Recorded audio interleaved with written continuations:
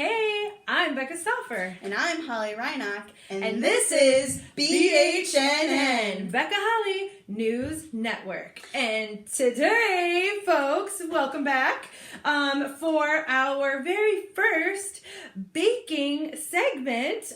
We talked about possibly doing a little bit of the British baking show, so we decided maybe we would do a little bit of that. Oh, yes, we are. Here we go. We are going to do our... I can't talk British this entire time, so guys, I'm sorry. We thought since you're cooped up in quarantine, social distancing, that I gotta find the perfect microwave brownie for you. And I think I found it. I think I found you the best 1 minute, 10-second in the microwave brownie of your life. Banging brownies, baby. So Woo! easy. So easy. We're going to have the recipe in the description because we're legit like that. Yeah, we are. We're legit. Super legit. Too legit to quit. Too legit. I can't remember how that goes anyway. We're sorry. And so I'm going to run through the ingredients really quick, and Becca's going to mix it up for us, and then I'm going to give us a Devo that goes along with it. You didn't think you were getting out of this without a Devo, did you? It's coming your way. So in order to do this recipe, you just need a mug that can actually go in the microwave. Yep. You don't want any messes for your parents. No plastic, no metal. No plastic, no metal, nothing with gold rim or any type of paint on it. Always check the bottom. It will say microwavable, dishwash safe, that type of thing.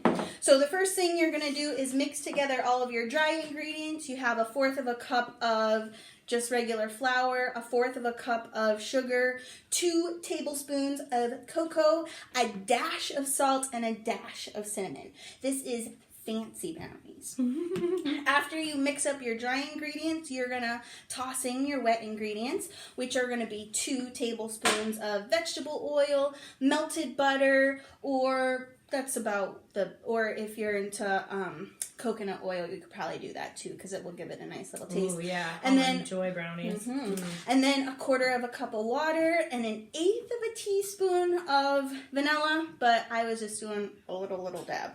After you mix that up, I sprinkle just a few chocolate chips on top. That's a Holly, addition. That wasn't in the recipe, so this is my idea. And then you put it in the microwave for 1 minute, 10 seconds, and I found that to be pretty much perfect. So, Becca, why don't you start mixing this up for us? Okay, you got it, dude.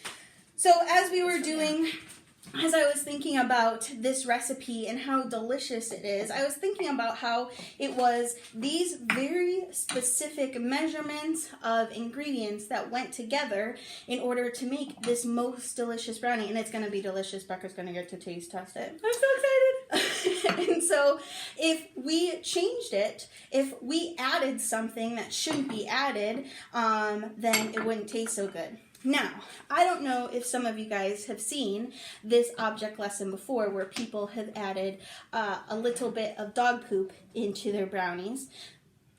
Yeah, I told Becca I was going to do that and she told me I was not allowed. So here's the deal.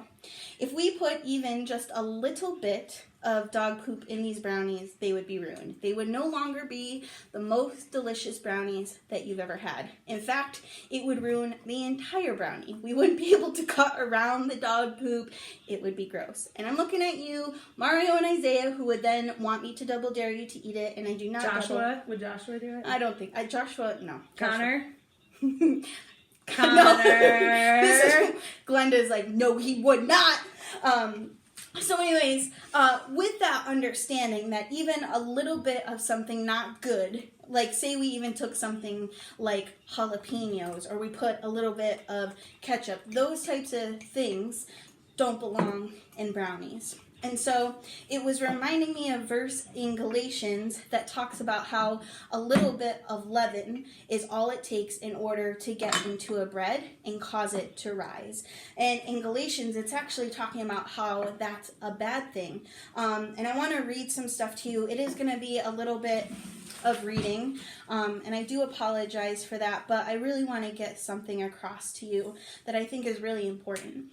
I am going to be reading from the Passion Translation, As I've encouraged you guys before, we want to go ahead and be reading in different translations because it kind of gives us a different view, a different perspective on what the word is saying. Sometimes when we read something over and over in the same translation, it gets a little dull, it gets a little boring.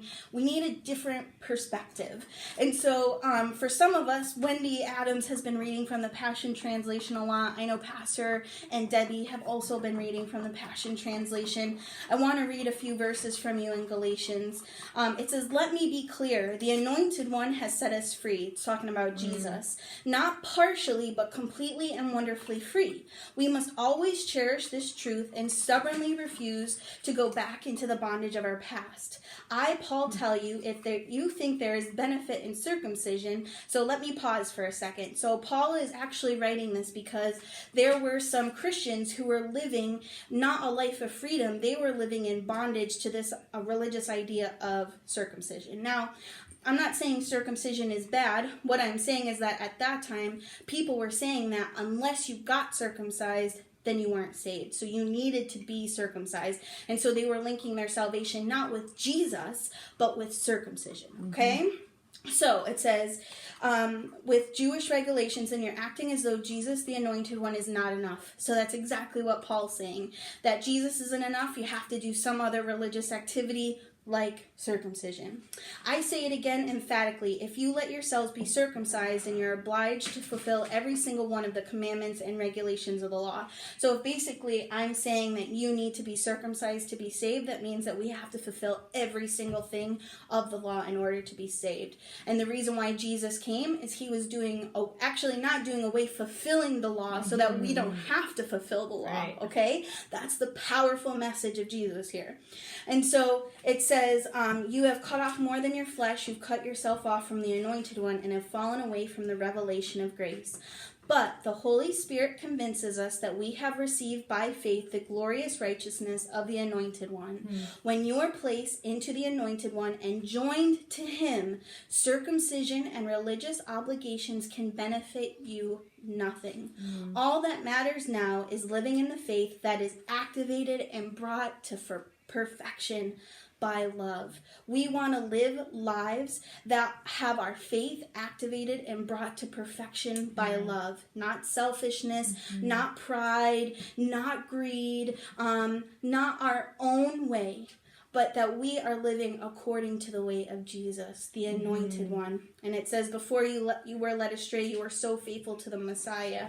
Why have you now turned away from what is right and true? And this is where Paul's talking about, these are people that are Christians. They had accepted Jesus as their Savior, and then they were thinking, there were people telling them, no, you need to be circumcised, you have to do this, you have to do this, you have to do this to be saved. And Paul is saying, who led you off track? Who got you distracted from the heart of the gospel, from the heart of Jesus?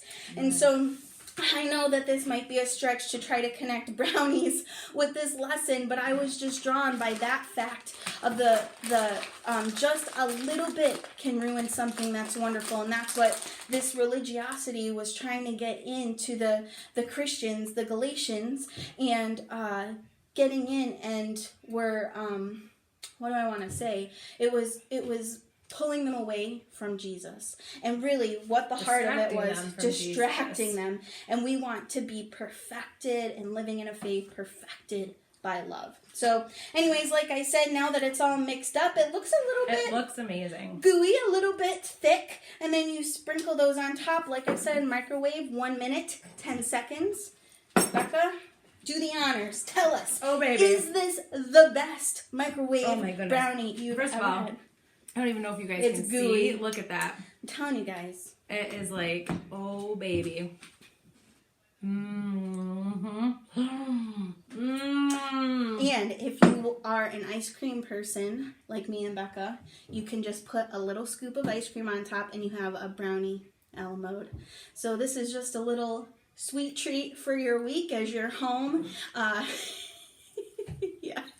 Becca, she's speechless. It is really good. I'm out. It's delicious. You guys really need to try it. The best. That's awesome. Nice work. Yeah. So this ends today's baking segment, and it also ends today's segment of BHNN. BHNN. So until next time, guys, Stay classy, FOTC.